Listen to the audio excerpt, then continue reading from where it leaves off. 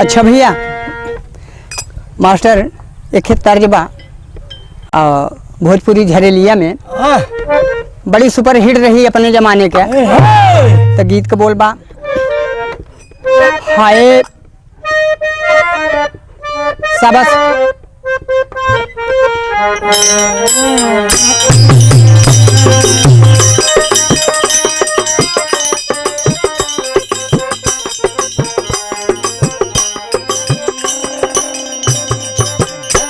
यह गीत के लाइन बा जो हमारे मास्टर भैया बजा जहन कि अरे हाथ में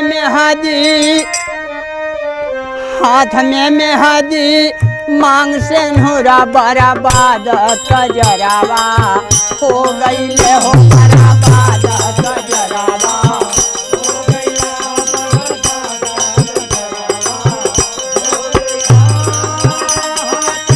सही बात।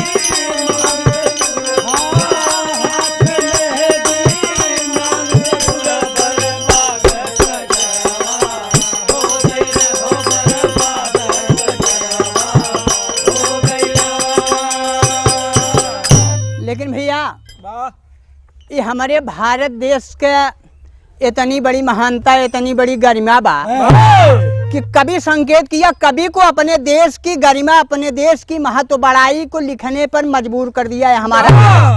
ऐसे हमारे भारत की धरती और हमारी परंपरा है यहाँ की तो भाव कभी नहीं दिया है कि अरे चाहे जितना सरस चाहे जितना पावन हो चाहे जितना पावन हो पर भारत हमारा अनुपम है पर भारत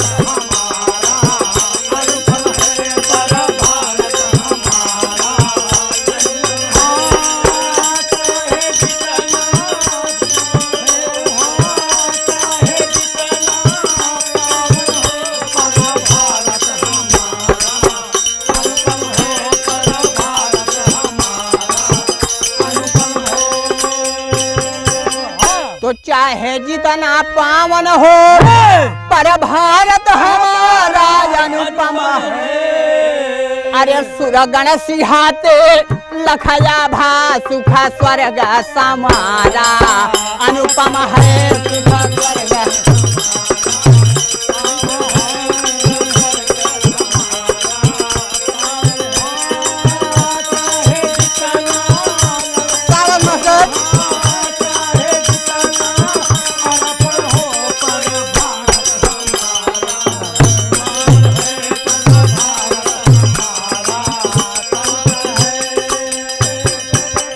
लेकिन और क्या है हमारे इस पावन भारत की भूमि पे जो कवि को लिखना पड़ा।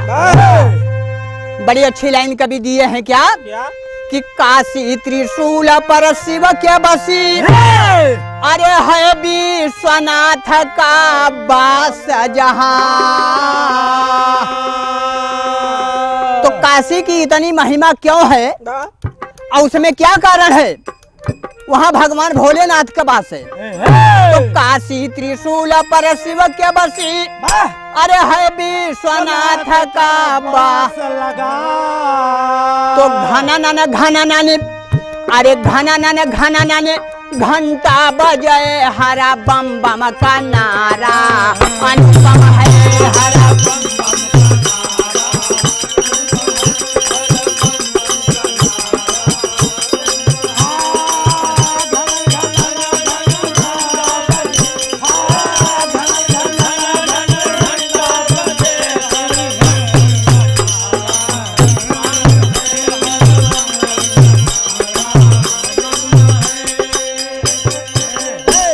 इतने ना और कवि के संकेत हो का कि हिम गिरावा कैलाश जहाँ अरे माँ बिंदवासिनी मई हर की।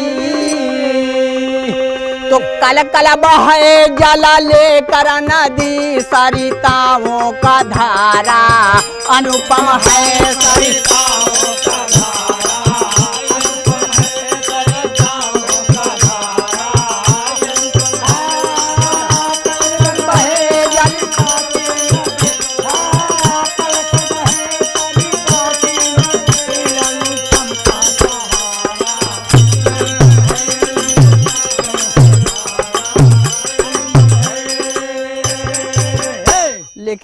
हमारे भारत की भूमि की गरिमा है, महानता है क्या कि हरिद्वार हरिद्वार यमंतिका प्रयाग नासिक ये 4 कुंभ हैं भारत के।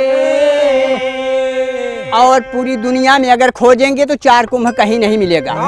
ये हमारे देश की गरिमा है कि हरिद्वार यमंतिका प्रयाग नासिक ये 4 कुंभ हैं भारत के।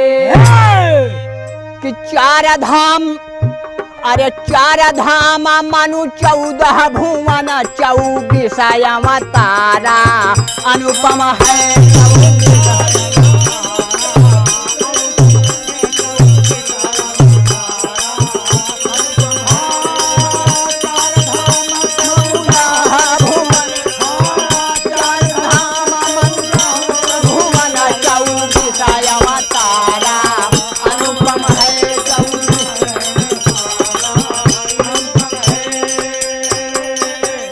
लेकिन इतना नहीं, अगर भगवान विवश हो करके हमारे इस भारत की धरती पर आए तो 24 बार प्रमाण मिलता है कि आना पड़ा।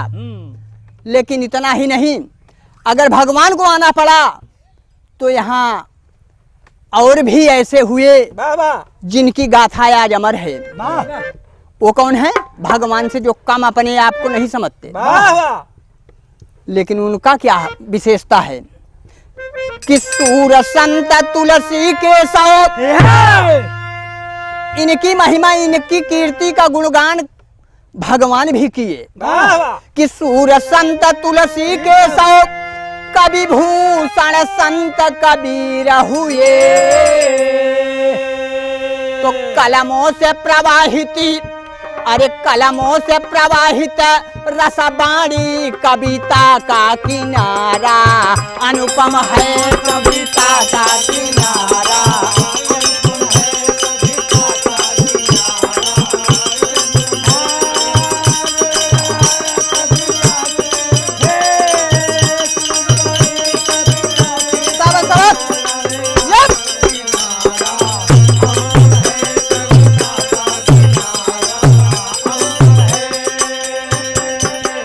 लेकिन लास्ट में अंतिम प्रमाण में कवि ने अपने गुरु घराने का परिचय दिया है। भैया क्या दिया है कि पत्तू राम आधार गुरु, अरे पति राम त्रिलोकी नाथ जहां।